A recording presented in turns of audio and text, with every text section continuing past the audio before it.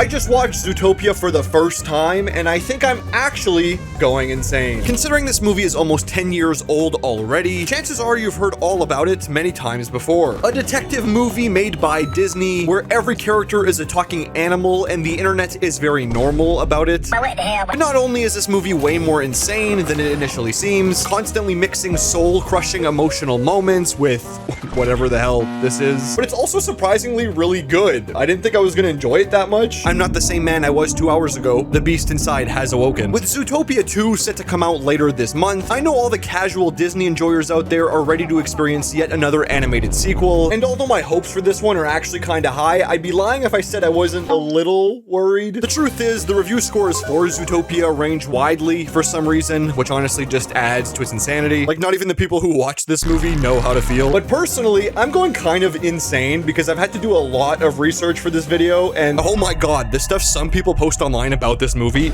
I don't even know if I could show it. YouTube might actually blow my house up or something, I don't know. So today, I'll be watching and carefully explaining the entire movie Zootopia in full to see if it's good or bad, and to find out just how insane this thing actually is. I'll also be taking a look at this movie's core fan base, because of course I have to do that. That's like the whole reason people talk about this movie. So whether you want a quick refresher before watching this second film, or just want to re-experience the madness, I'm going in hot. Let's do this. So grab your copy of Sonic Chronicles for the Nintendo DS, and let's finally watch Disney's very own Zootopia. Our story begins deep in the jungle as we see a cute bunny about to get savagely mauled to death. Just jumping straight into it.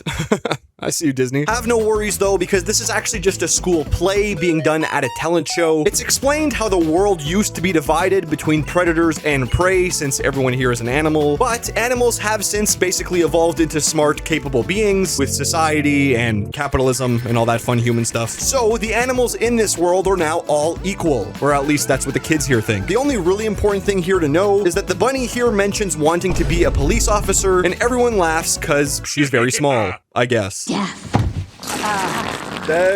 Rip the rabbit, dude. You were too pure for this world. Hair today, gone tomorrow. After the performance, we find out the bunny's parents don't really believe in her that much either, and would rather she just become a carrot farmer like them. We gave up on our dreams and we settled. Right, Bond? Oh, yes. This movie's already throwing around deep messages like what your life goals are and how to be happy and complacency. We're like 3 minutes into this movie and I already feel motivated to complete all my life goals. Dude. We also find out that there's literally never been a rabbit caught before, ever. So this girl would be the very first one if she succeeded and actually became a police officer. It's actually looking quite likely though, because in her own words, she doesn't know when to quit. What happens next is a training montage at a police academy as we skip ahead 15 years. This rabbit, by the way, is called Judy Hopps. She's very popular online for many reasons that you probably know of. I waited for this movie's time skip to bring this up. She's officially 24 years old now. Just wanted to mention that. So although she's way smaller than everyone else and struggles way more at the physical challenges, she doesn't know when to quit. So eventually she just outworks everyone else at the academy, passing them and beating them at Wii Sports in the process. Eventually, through sheer dedication, she graduates and becomes the world's first rabbit police officer. It's that simple. She's a cop now and everyone loves her. Right? So now that Judy Hopps is a police officer, she's moving to the big city, a place called Zootopia. It's the title of this film. I'm pretty sure it's just New York, but for animals. Zootopia itself is separated into many different districts, each to support the needs of different animals. There's like a rainforest area, a desert area, an ice area. This just looks like a Mario game, to be honest. Is this Odyssey 2? We're waiting, Nintendo. Judy finally gets to the major part of Zootopia and immediately goes to her apartment. There's not much in there, to be honest, but at least it's nice and quiet, I guess. I'm Judy, your new neighbor. Well, we're loud. Don't expect us to apologize for it. The next day now, and it's Judy's official first day on the job. She walks into the station and meets a character named Benjamin at the front desk. Where you went, you little Dickens? Nice. A whole character whose entire personality is loving food. Have you ever actually seen a fat cheetah before? Those things are round as hell. Judy enters a room where all the other officers are waiting to get briefed on what to do today. Everyone else here is either a massive animal or someone with undeniable aura. A character named Chief Bogo walks in. He's a buffalo and he's everyone's boss. He talks about how there's been 14 disappearances, all of them predator mammals, and all from different areas. And as he names all the officers in the room to assign them to an area to check out, Judy is left for last, to which he assigns her to parking duty. Not on the case. She's gonna give out tickets. Judy obviously gets like all confused by this. Imagine spending years of your life training in the most severe weather conditions just to argue with people over parked cars. Chief Bogo clearly doesn't think Judy can handle herself, but as we all know, Judy doesn't know when to quit. So Judy takes this opportunity to become the best parking ticket giver the world has ever seen. And while Judy gives out 100 tickets in less than 5 minutes, now's probably a good time to mention the special community this movie has brought together. We're a couple minutes into this video now. I could talk about this. So no filter, although this movie actually is a good movie, I think it's perhaps more well known as being loved by furries. It's considered one of the most popular movies in furry culture and accordingly has been adopted by that community. I don't really know much about furries. I think it's more in-depth and positive than most people probably realize. But the thing is, there's also a community of people who aren't furries who've taken this movie and memed it into oblivion, which is mostly sarcastic and ironic. And to be honest, it's hard to tell which side either take is from at any time. But at the end of the day, this movie is about some very expressive animals and people use that to express themselves in all sorts of ways. And actually, I even read somewhere that the animators of this movie even knew furries were gonna like it. Apparently, it's confirmed that the animation team browsed furry forums for design inspiration early on in this movie, which officially means if you've ever enjoyed so much as a single scene from this movie before, you've technically enjoyed furry artwork. You're welcome. Back to the movie, and Judy has just given out her 200th ticket of the day. How proud you must be to charge the single mother with 3 children $40 for not putting a quarter in the parking meter. This is when Judy spots a fox across the street and gets a bit suspicious. You see, although Judy herself doesn't seem to be prejudiced, she's still a bit weary around foxes since her parents always made a big deal about them. I didn't really mention this earlier, but Judy's parents are kinda racist, low-key. They don't like or trust foxes at all, mostly because they used to hunt rabbits, obviously. So before she left for Zootopia, Judy's parents gave her some fox repellent, but that was then. This is now. Judy follows the fox into what seems to be an elephant ice cream shop, and we find out that this poor little fox is actually just a dad and looking to get a popsicle for his kid. You want the red or the blue, pal?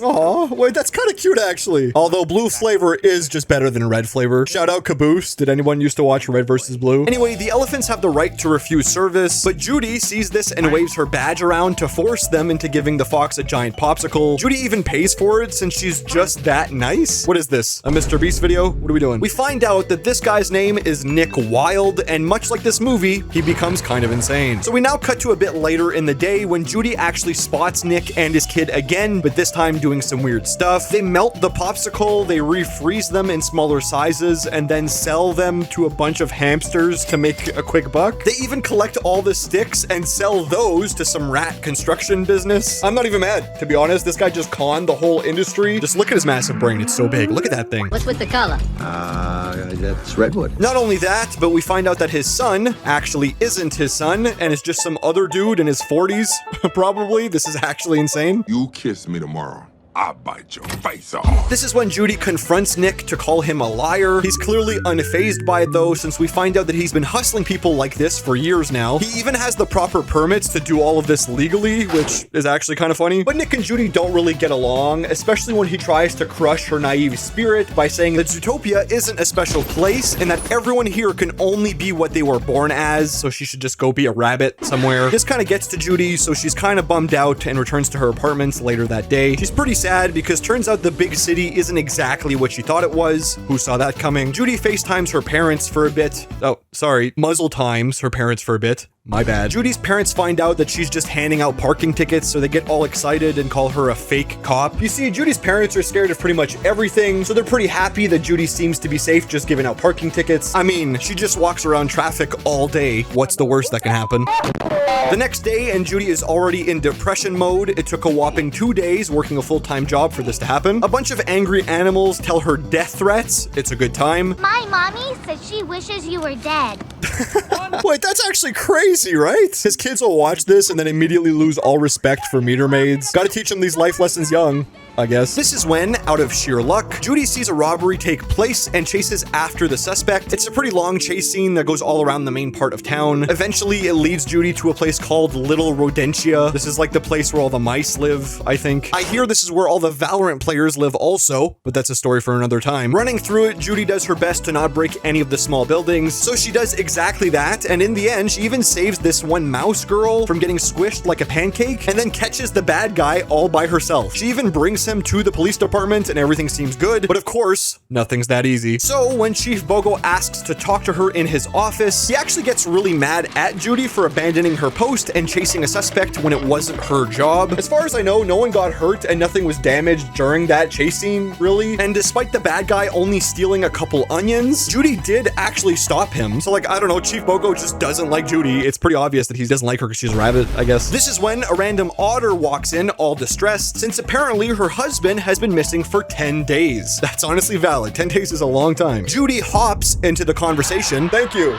I'll be here all week. And says that she will take the case and find this lady's husband. At first, Chief Bogo hates this idea and gets more mad and is actually about to fire Judy. But then a character named Bellwether shows up and agrees to give Judy the case. You see, Bellwether is the assistant mayor, so she's like the second person in charge of the entire city. The actual mayor is a lion called Lionheart. Very clever. He's got beautiful hair. Just call me if you ever need anything, okay? Chief Bogo begrudgingly gives Judy 48 hours to find the husband, or else she has to resign from being a police officer. I'm not sure that's really fair, considering this guy has already been missing for 10 days, but whatever. Not knowing where to start, Judy immediately notices that in one of this guy's last sightings, he was actually spotted with a small red popsicle, which means finally, this movie's about to get insane. These are obviously the same red popsicles that Judy saw earlier, so Judy tracks down Nick Wilde and forces him to give her any information on this missing animal, since he like served him popsicles, so I guess he knows him, kinda. But how does she force Nick into giving her information, I hear you asking? By threatening to arrest him for felony tax evasion. I'm not kidding. Who is this guy? Yoshi? What are we doing here? Turns out Nick owes around $1.4 million to the IRS. What the hell is going on? And to top it all off, Judy recorded Nick admitting to it all through her pencil carrot recorder thing. You're going to help me find this poor missing otter, or the only— Damn, she out big brain the fox. I'm sorry, Judy Hopps. I was not familiar with your game. I'm talking about how smart she is, not how she looks. Oh god. So then begins the journey of Nick bringing Judy to multiple different places to find clues. It's pretty cool because Nick is actually trying to help, but he's also completely screwing with Judy at the same time. Like first he brings Judy to this nudist club where everyone just hangs out naked. And you're probably thinking it's not that weird since animals are usually naked, so like, what's the big deal? But Judy is very visibly uncomfortable with this, so it's clear that in this universe, this is super weird. A bunch of animals just like spreading their legs. It's actually crazy. Eventually, while in here, Judy finds out that the otter she's trying to find used to come in here all the time, and about 10 days ago he got picked up by a white limo at this location. Judy gets the car's license plate, and then Nick uses one of his connections at the DMV to track it down. That's the Department of Mammal Vehicles, by the way. And although this seems very nice of Nick, of course, he's still annoyed by Judy, so there's like a catch to this whole DMV thing. You see, Nick hooks Judy up with a character named Flash, who's ironically one of the slowest animals on the entire planet. This guy works at the DMV and can track down any license plate. He basically moves in slow motion, which is extra hilarious since he still moves faster than real world government agencies do, not gonna lie. This whole DMV bit is honestly one of the funniest scenes in the whole movie. The entire thing is on YouTube. I would just check it out if you want to laugh. Once they get out of there, it's nighttime. Shout out to dark mode on every app ever. This leads Judy and Nick to a limo service parking lot where they sneak in and almost immediately get caught. Very unfortunate. But not before they see a bunch of claw marks in the back seat alongside the missing otter's wallet, confirming that he was at least there at one point. This is so interesting. Detectives are cool. Back to the kidnapping. Judy and Nick are taken to the owner of this limo service, which you think is like this big, evil polar bear looking dude. But we actually find out it's this small rat looking dude who probably watched the Godfather trilogy one time. You come here unannounced on the day my daughter is to be married. Why is this dude doing like a Marlon Brando impersonation? I kind of like the chaos. Let's just add a deadly mob boss. Why not? This guy is named Mr. Big, and he's pretty mad at Nick because apparently Nick sold him a rug a while ago that was made of skunk's butt. And because of this, Mr. Big orders both Nick and Judy to be killed on the spot. I'm not kidding. Just like, what's that meme? The clean, one shot. Got one gone. But then this is when Mr. Big's daughter shows up, and turns out she's actually the girl from earlier that Judy saved in the town. Remember that? She was like walking on the street. It was just like a random girl. This is like the best RNG of all time because now, instead of wanting to end their lives, Mr. Big feels as though he actually owes Nick and Judy. The three of them talk for a bit, and Mr. Big tells them all about the missing otter that they're looking for. Judy assumed that the otter was attacked since she saw all those claw marks earlier, but turns out it was the otter who went crazy and attacked the limo limo driver. So now Nick and Judy need to go to the rainforest to talk to this guy. I know it's not for everyone, but I'm personally a big fan of main characters just walking around aimlessly looking for clues. Gotta be one of my favorite genders, for real. They find the limo driver and talk to him. This guy is manic as hell. He's pretty anxious and obviously scared. He mentions something called the night howlers, which I'm sure aren't important at all. Wink, wink. This entire scene plays like a horror movie where at any moment there could be a jump scare.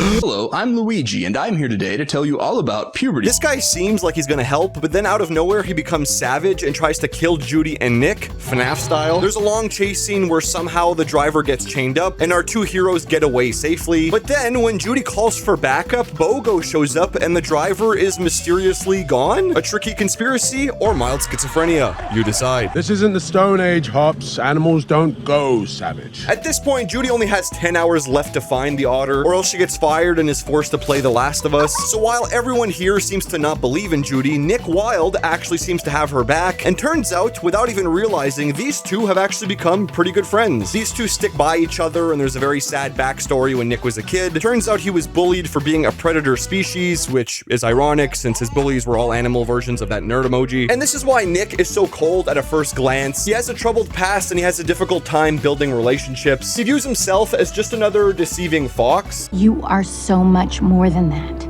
This movie is actually so much better than I thought it was gonna be. No way it's got all of these emotional scenes and all anyone talks about is gooning to it. Eventually, Nick thinks about checking the security cameras so that they can find out what at least happened to the limo driver that just disappeared. We cut to the mayor yelling at his assistant, even though she's the most innocent person maybe in the entire world. Also, I should mention this, the mayor is voiced by J.K. Simmons, so every time he yells, I get whiplash flashbacks. Someone please send help. Judy shows up and says she wants to see the cameras. Thanks to mayor assistant Bellwether, she finds out that a couple of wolves showed up and took the driver away before Chief Bogo could see him. You would think this footage alone is enough to show Chief Bogo and prove that, like, you're actually on to something, but if you did that, the movie would probably end 30 minutes earlier, so I don't know, she doesn't do that. These wolves that kidnapped the limo driver also show up at night and they howl. So Judy obviously figures out that these guys are the night howlers that the limo driver was freaking out about earlier. Judy and Nick sneak into where the wolves hang out. And not only do they find the limo driver, who's still acting like a savage animal, but they also find the otter and a bunch of other animals acting the same way. Judy figures out that all 14 of the missing animals mentioned all the way at the beginning of the movie are actually right here locked up in this room. But then,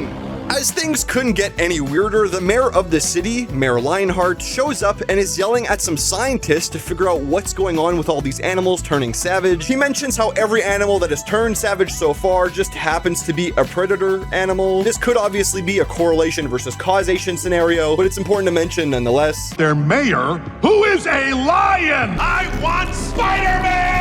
During this conversation, Judy's phone ringer goes off, so everyone is alerted. Judy and Nick somehow get away though, and then tell everyone, and before you know it, the missing people are publicly found, and the mayor is now being taken to prison since he's obviously causing all of this. The next day, during the press conference, Judy is seen as a hero by many. As she speaks to all the reporters, she lets it slip that every savage animal here just happens to be a predator, which obviously the media freaks out about. And honestly, Judy leans into this fact a little too hard, and Nick, who's watching from the side and also happens to be a predator, by the way, is having flashbacks and gets all anxious again. So now everyone's freaking out, thinking that predators are all dangerous. Bellwether, who's now the mayor, has to get Judy off the stage since things are getting out of hand. Nick clearly feels betrayed since he feels like what Judy said just now wasn't representative of all predators. She was making a huge overgeneralization, and Nick Wilde unfortunately got caught in the crossfire. It's not like a bunny could go savage. Right, but a fox could. Huh? Yikes! Judy gotta chill! Nick low-key a goated friend. Don't ruin this just because you're finally a successful cop. Rabbits aren't even that cool. I'm disappointed. The conversation escalates and we even see Judy reach for her fox repellent that I mentioned earlier, which is actually kinda screwed up. And then over the next couple days, we find out that after this news has gone global, the predators and the preys are now more divided than ever. People become extremely hostile towards the other side, and it's obviously just an allegory for racism. They just don't like those people. It is what it is. happens. Go back to the forest, predator! I'm from the savannah. There's a long part where Judy quits being a police officer because she can't take it, so she lives back home for a bit. While there, her childhood bully ends up apologizing to her and also randomly mentions a field of flowers nearby called night howlers. But wait, if those are night howlers and the limo driver was scared of them, then that means, oh my god. Turns out these flowers are a bit dangerous. If they get in contact with any animal at all, turns out they just turn them savage. So this is when Judy goes to apologize to Nick Wilde, explains everything, and the two go figure out what's really happening, since Judy's pretty sure that they don't have the full story. Also, shout out to this dude selling animal versions of all these Disney movies. Some of these are actually really funny. Speeding through this, thanks to Mr. Big, Judy gets the answer she needs out of a random street thug and finds some kind of night howler lab where these things are actually being made. At first, I thought I was being funny since my brain immediately thought to make a Breaking Bad reference, but to my surprise, the movie actually beat me to it when it said this. All right, Walter and Jesse are back, so I'm leaving now. Wait, they're called Walter and Jesse? This is the best movie of all time. I've decided. This is peak cinema. It is what it is. We find out that people have been turning this flower into a bullet, which is then used to turn animals into savages. Judy can't believe what she's seeing. Everything is crazy. And after one goofy chase scene and literal murders taking place, the two run while holding the evidence, and all of a sudden, the new mayor, Bellwether, shows up, and plot twist, turns out it's been Bellwether this entire time. She's just a mistreated prey, so she's been purposely shooting predators to make the public hate them. That way, she could become the mayor and rule Zootopia herself. This is actually insane. I'm not gonna lie, my mind is kind of blown. Eventually, Bellwether just grabs a gun and shoots Nick with the drug flower thing, and then Nick turns into a savage almost instantly and is about to kill Judy Hopps. This is actually pretty scary, by the way. This scene is crazy. But then, turns out Judy switched the ammo with just regular blueberries from her parents' farm, of course. And that whole turning savage thing was just a performance to get Bellwether to admit everything. It's all recorded. All the other cops heard everything. It mirrors the performance at the very beginning of the movie. Turns out Bellwether was in charge of everything, so once they catch her, the savagery stops. The savage predators eventually turn back to normal thanks to a newly developed antidote. And not only is Judy now one of the world's most respected police officers, but Nick Wilde is now her partner in crime, proving that change starts with you, change starts with me, and change starts with all of us.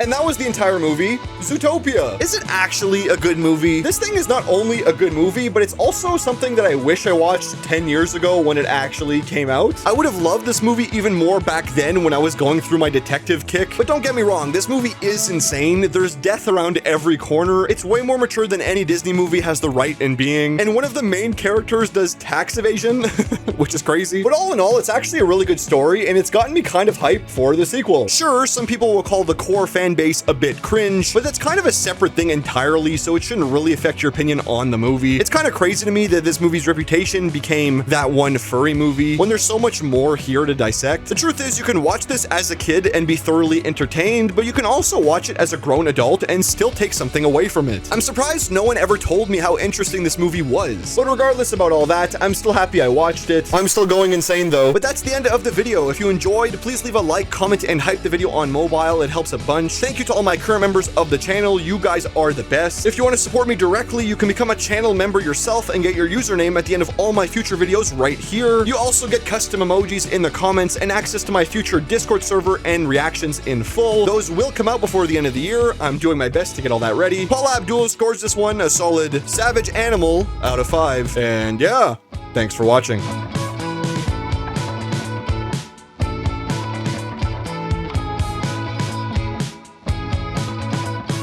You kiss me tomorrow. I just...